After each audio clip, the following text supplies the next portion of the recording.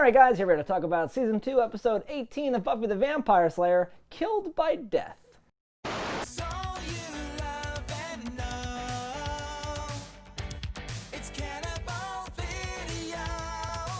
Ooh. Indeed. I mentioned that we might be up for some filler soon. I think that there's some good things here, but I think it's definitely filler time. This was an episode that was originally meant for Season 1, and you can really tell that based on just how interesting. It feels, I think. Well, it feels very standalone, which is the thing we're talking about. Yeah, it reminds me a lot of the hospital, Billy in the hospital episode, the kid with his baseball coach. It has a lot of the same notes. And I can they were going see to put both those episodes in Season 1? Well, would have been weird. Yeah. Buffy loves the hospital, turns out. She's not in the hospital that much throughout the series, but when she's there, you feel it. Yeah. I think it's a little funny. So she's out on patrol and she's sick. She's and sick, when Buffy's sick, the Scoobies have her back. Cause there's Cordelia, Xander, and fucking Willow there to fight potentially Angel, and I'm like, okay. Okay, but they do and it works. Well, but only because he was distracted while killing Buffy. Yeah, that was the plan from the start. What do you mean? They have no other plan. No, their plan was, Buffy, you stay at home, you're sick, we'll take care of this. We got this. But I loved seeing Xander just fucking tee off on him. That's great. They threw a sack over his head, and he's just punching the shit out of him. Willow, got on her hands and knees behind him, and they pushed him over and tripped him. Oh, it was great. Yeah, it was a funny stop it and all that stuff. Then they got the crosses out. And How shoot him fortunate away. that he ran away and didn't look back, because had he seen she passed out, he probably could have killed all of them. Right, he's just standing right there. Hey. Yeah, that's the theme now. You got to run away. That's fine. But I like, she passes out from this horrible case of the flu, that lands her in multiple days of the hospital. And this is a thing that happens, but not usually to your young slayers. But it can, this is foreshadowing that you should take these things seriously. Yep. Infectious diseases. As topical now as it ever was. Yeah, perhaps more so. Yeah.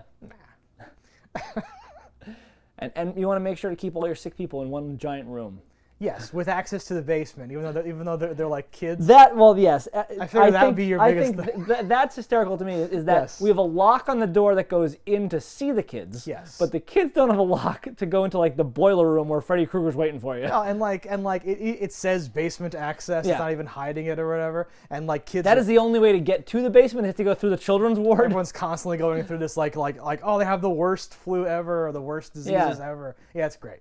Fantastic. I figured plot hole. So I'll see your plot hole with another plot hole. I think meeting at the library at night is a mistake from the future on.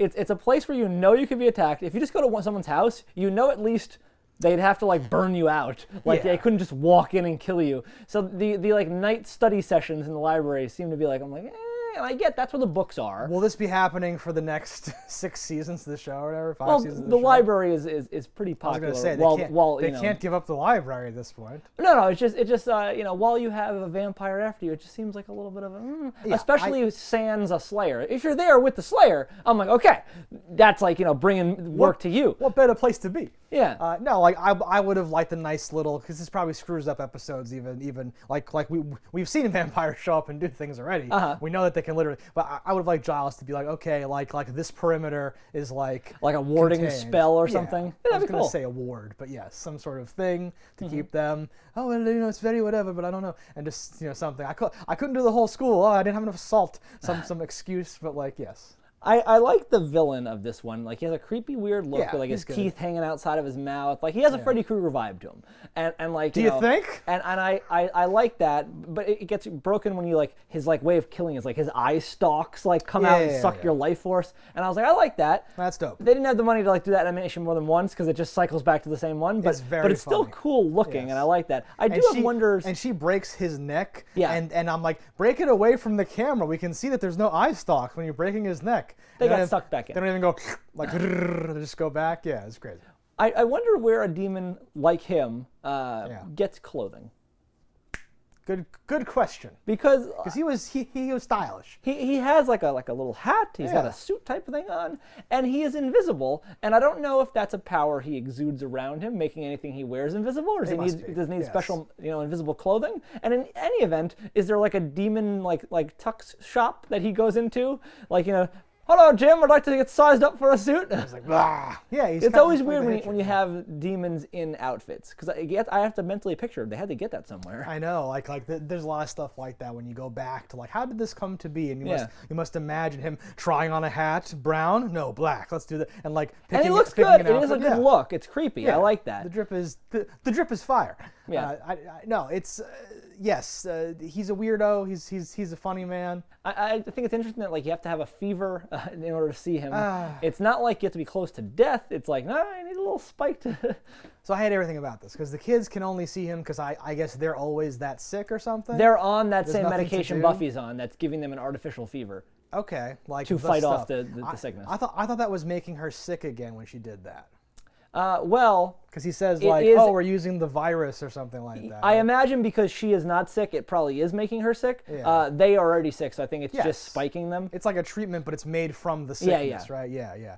No, that was all funny and stuff. I thought Willow was going to be like, Buffy, you can't drink it, you idiot. We have to inject it. But that's what you are thinking that. But I was like, okay, they can't show high schoolers like injecting each other with stuff on TV, I guess. I thought that fridge in general was funny because like it's like all these different things and then like one like Evian bottle of water, which you're like, that's strange. And then they use that to dilute it. I'm like, what? This is like the distilled water that we need in like the thing or something. Yeah. That was like the 69-cent water you get like a Trader Joe's. It was supposed to be though, I'm saying. It was a stand-in for that. No, like the actual episode I think is kind of weak. I liked one part about it. What's that? The stupid flashbacks, which I think are stupid. Young Buffy. But it shows off. She's like power girl, like saving the day. Where like she always had instincts of like being a hero and helping people. I'm like, I thought that's that neat. like pings Joss right there because that's not a hero you would expect someone to call out, especially like a young child. I guess everything's a real hero. And Joss is a niche guy, he's a comic book writer himself, so like he knows things. So you would expect like Wonder Woman, someone that like everyone would know. Was she dressed like the real Power Girl? She was just wearing a towel. She wasn't really dressed like anything. I thought that she was just saying that like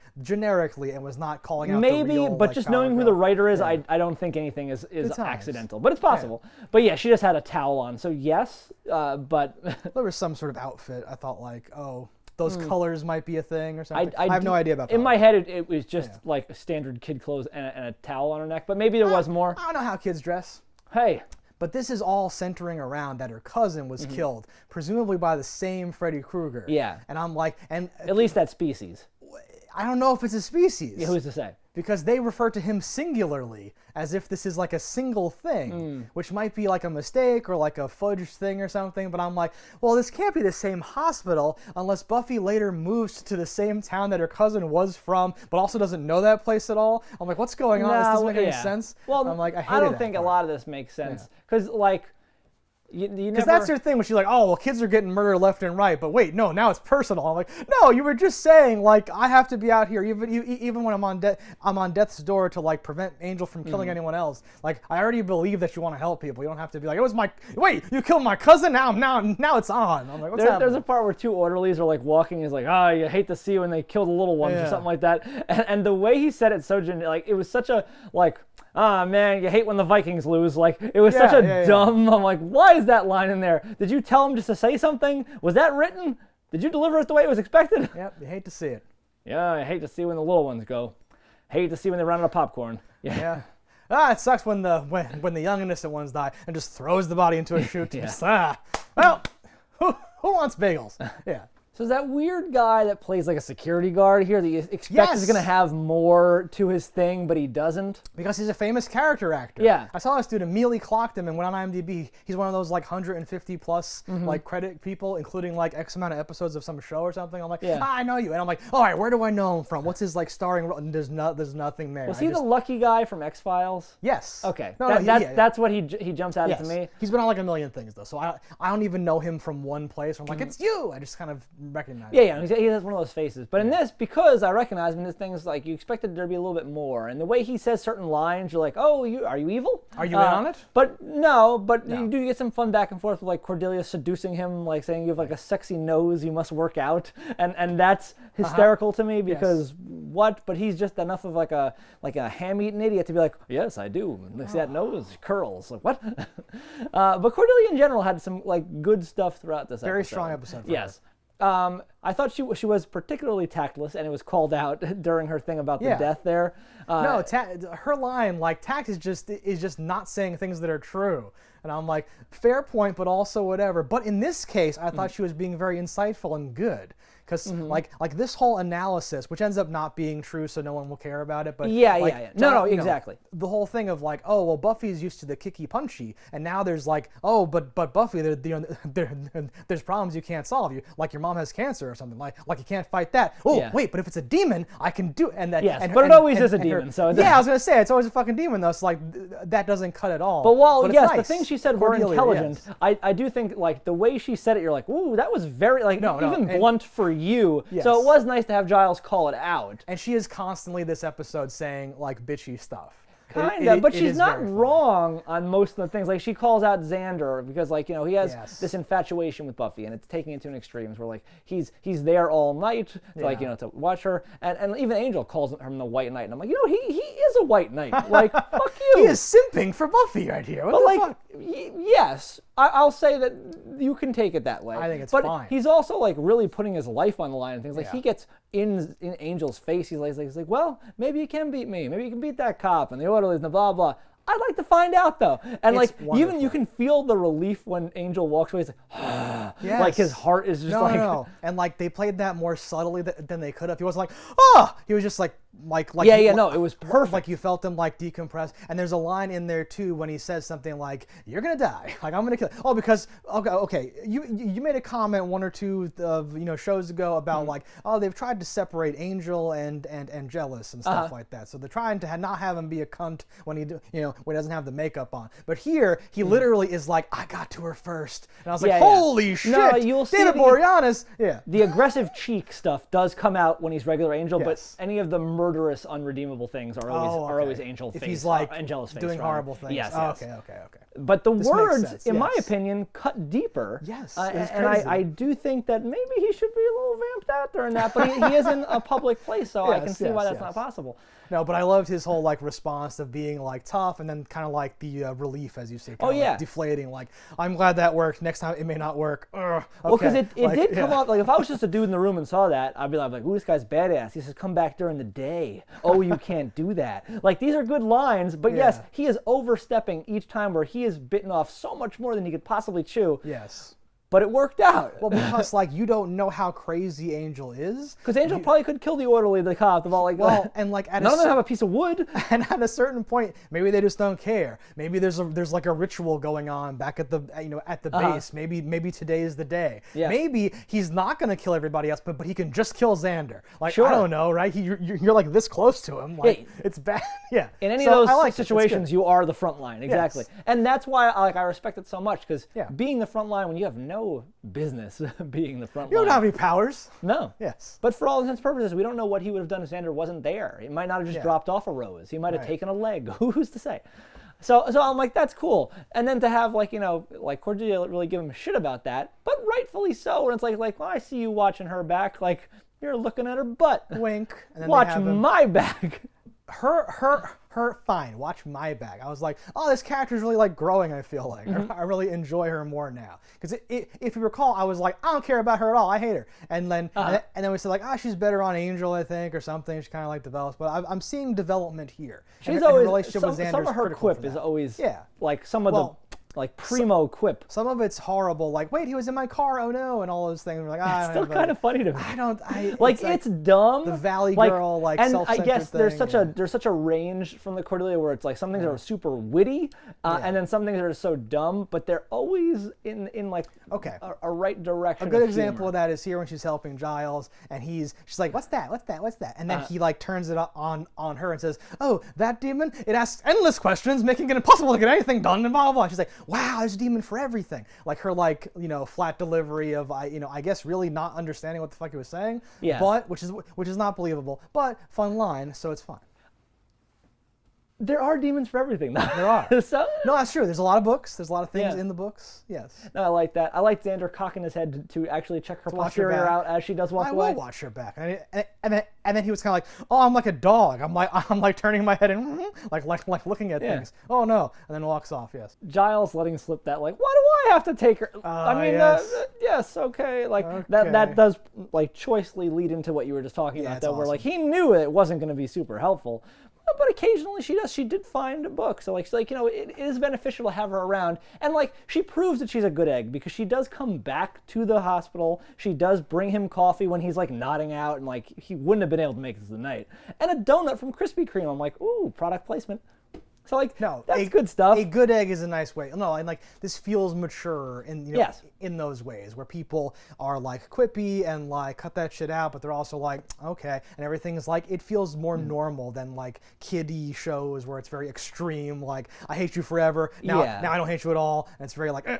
It feels like realizing your place in the universe, where you're like this is beyond us. Like yes, okay, he's doing this and that, but if something happens to her, the whole world goes under. So like yes, while I might be a little bitch because he's not paying attention to me, I do need her to be alive, and he's facilitating that. No, even the way Willow was like, I'd prefer it if none of this was happening, but I have a role to play here. I'm gonna go Google this for Giles and stuff. Yes. There's a certain very deep realizing your place in the universe.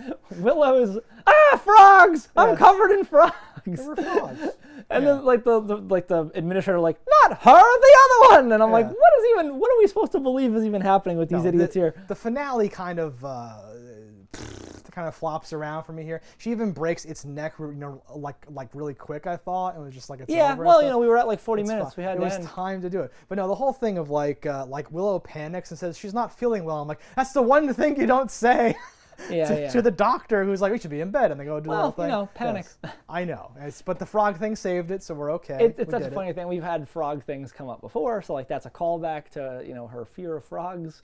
But no one else that she's saying that to knows those things, so it's just fun that that's her go-to, which kind of means that she does have a thing with frogs. I forgot about the frog thing, but I believe you. The ending here was a little bit of an issue for me. So I like that they have the shawarma type part here where they're all sitting there and they're eating food and Joyce is like you're waiting on them kind of hand and foot. I hate this part. Xander kind of being a dick. Yeah. Like I know where you had your secret bag of cheese. Fuck you. Give me that cheesy chip. Your bag of cheese. He's like, Joyce was hiding that one for herself. No way, bitch. Give me the goods. And she's like, it's hiding behind the raisins. Okay. Yeah. She's trying to bogart the cheesy chips. You see your mom? Trying to keep the stuff that she paid for. What a bitch. But that letter is what threw me, where I was like, how the fuck did he get her address? That's your problem? Yeah. People mail things a lot in movies and TV shows, and I'm like, how? If I wanted to send things to my best friends, I couldn't. I'd be like, hey, where do you live? Where the fuck is that? I don't know. How do you mail a letter? Mom! Do we mail a stamp? Joyce! Stamp! Mail this stamp me? No, I mean, in this particular scenario, I think, number one, who cares? But more importantly, like, that kid was probably like, I want to send a thank you to the nice lady. And then someone there was like, okay, and maybe they called the number on file, and Joyce was like, oh, that'd be fine, or whatever. I don't know. Something happened, right? Whatever. I feel like if any place wouldn't do that, it would be a hospital. But it's weird because he could see what was happening, and it wasn't this big bloody mess, but that's how he drew it. He's like, yeah, that way your parents who are mailing this for you can be like, my kid's a psychopath. Good. We're going to put this in. Can I Xerox this and put it in his file for later, this young, sick hospital kid? No, so you mentioned like Willow with the frogs thing, right? Mm-hmm. There's kind of another similar moment earlier because Buffy's like whacked out on fever or whatever. Yes. And she goes, we gotta kill the vampires. And Giles is like, we'll take care of the vampires later. Like, play along. Okay. But like they kind of fumbled that. I feel like they could have done that like a little better. But I love the idea that everyone's looking back and forth like, what the fuck? And then he's like, the vampires, yes, fake, okay. Yeah. And this nice little lamp shading of it's the not even that crazy too, because all the videos you see of people coming out of like anesthesia from like getting their wisdom teeth out are always talking crazy shit. Oh, I destroyed myself. It was great. I saw one recently where a person was under a blanket and they were like, oh God, they made me a snake. Because his feet were under the blanket. We're dead. Alright guys, that's pretty much everything that happened in this episode of Buffy the Vampire Slayer. Let us know in the comments about what you thought about it. Don't die in a fire, and we'll see you next week for Season 2, Episode 19. Hello, internets. I just love watching JustDaggers. If you've enjoyed this video as much as I have, click that subscribe button.